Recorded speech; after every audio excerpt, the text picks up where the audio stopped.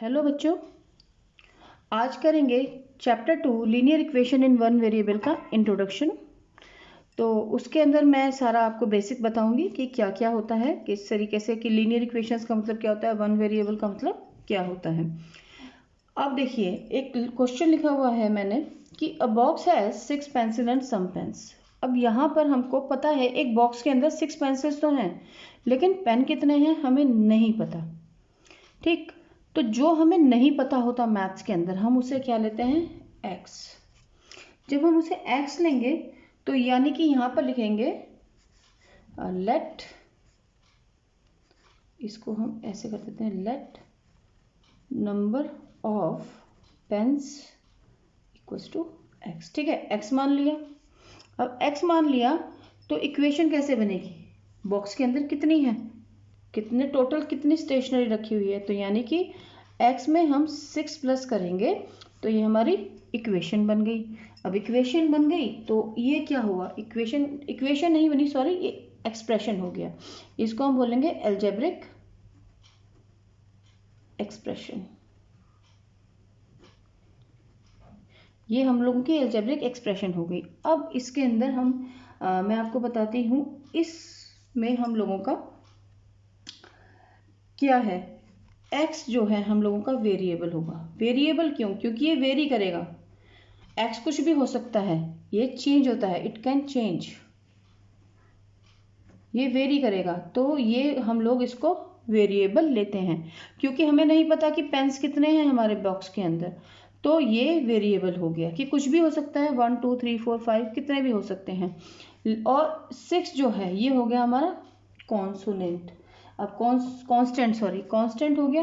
Constant मतलब ये स्थिर है, ये मतलब इतना ही रहेगा, ये चेंज नहीं होगा कि हमारे पास 6 पेंसिल है तो 6 पेंसिल्स ही रहेंगे बॉक्स के अंदर, वो चेंज नहीं होंगे।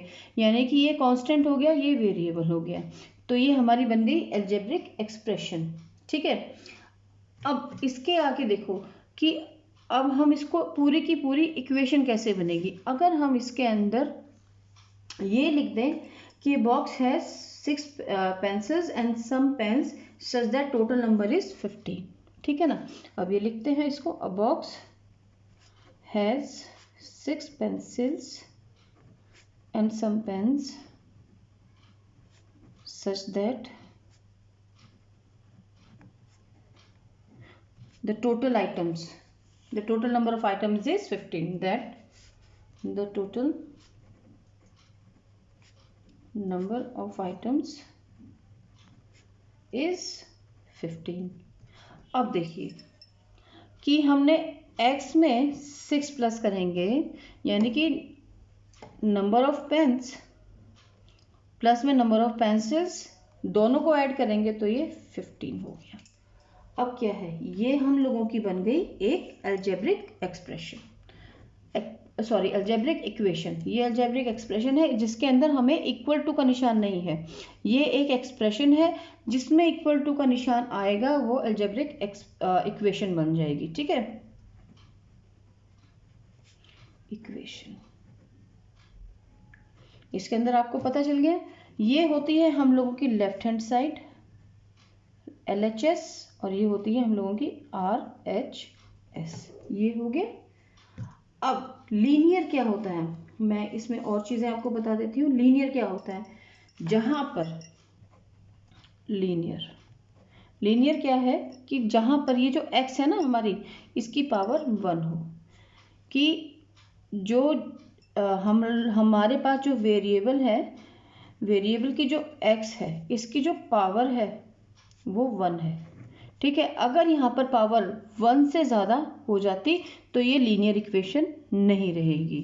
ठीक है, और 1 वेरिएबल भी यही है कि जब इक्वेशन में एक ही वेरिएबल हो, यानी कि इसके अंदर 1 वेरिएबल होता है कि जब एक ही हमारे पास सिंगल वेरिएबल हो इक्वेशन के अंदर, वेरिएबल इन इक्वेशन, यानी कि हमारे पास यहाँ पर एक ही वेरिएबल है, ठीक है, और कोई नहीं है, तो यानी कि ये हमारा 1 वेरिएबल है। लीनियर इक्वेशन हो गई हमारी, लीनियर है ये क्योंकि इसकी पावर 1 है और वन वेरिएबल यानी कि एक ही वेरिएबल है, तो लीनियर इक्वेशन हो गई। ठीक है, linear equation in one variable, ये पूरी लीनियर इक्वेशन हो गई एक वेरिएबल की। ओके, आपको LHS और RHS का भी आपको पता हो गया होगा। अब एक चीज़, इसका एग्जांपल आपको बताती हूँ कि अगर हम x प्लस में 6 इक्वल्स टू x की पावर 2 प्लस में 6 इक्वल्स टू 15 करते तो ये लीनियर इक्वेशन नहीं रहती, क्योंकि यहाँ पर इसकी पावर 2 हो गई है। तो इसलिए ये लीनियर इक्वेशन में x की पावर हमेशा, या किसी भी वेरिएबल की पावर हमेशा 1 रहेगी। वो x लिख सकते हो आप, y लिख सकते हो आप, z लिख सकते हो, a b c कुछ भी लिख सकते हो, लेकिन जब पावर 1 होगी तब वो लीनियर भी होगा और वन वेरिएबल, यानी कि यहाँ पर एक ही वेरिएबल है तो ही होगा।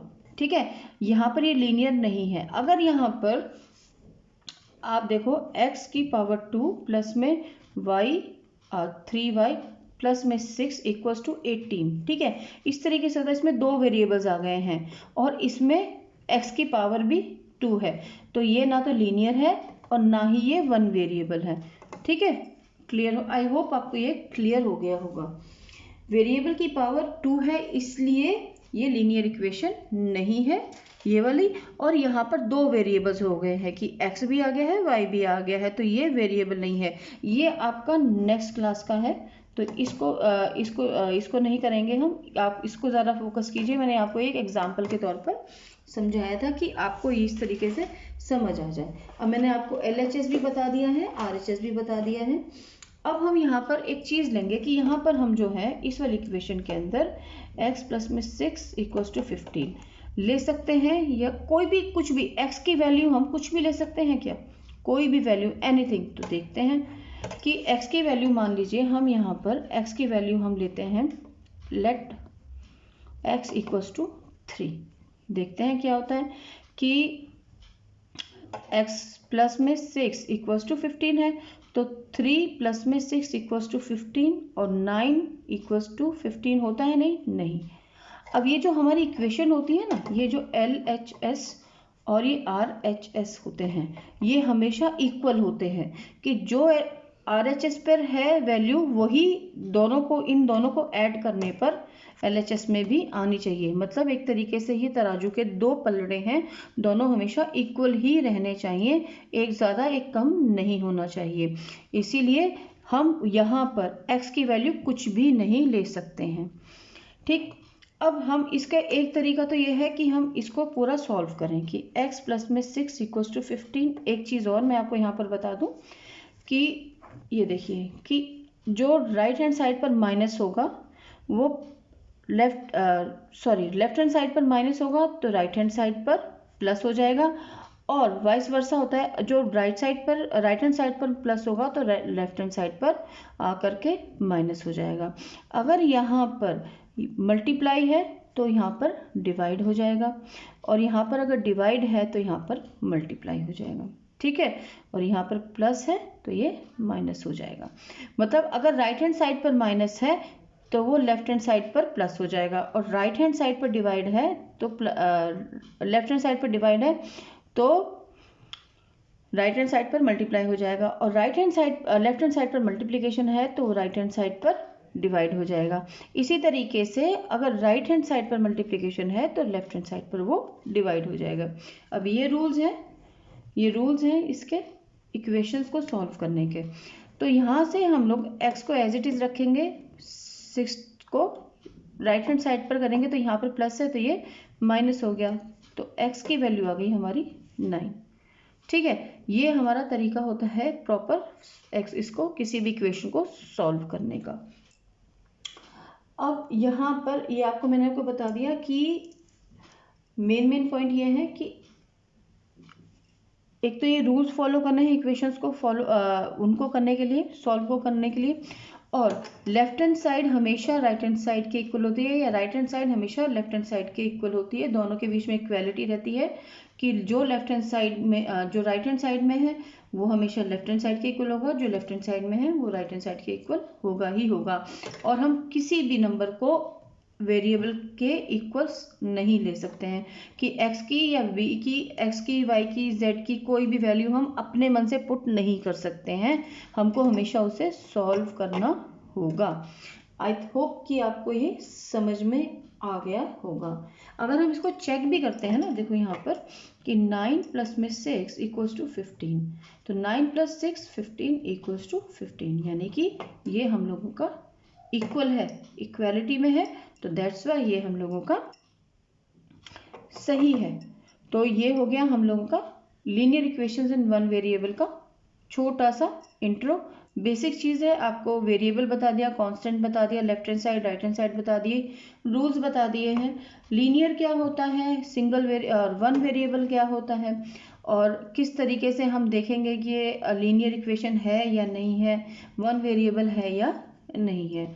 ठीक है, अब करते हैं इसके एग्जाम्पल्स को। एग्जाम्पल्स में दो एग्जाम्पल्स हैं इसके अंदर पूरे के पूरे।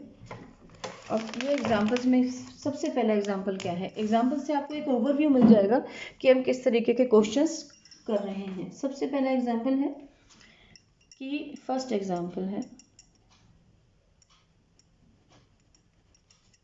कि 2x minus 3 equals to x plus 2।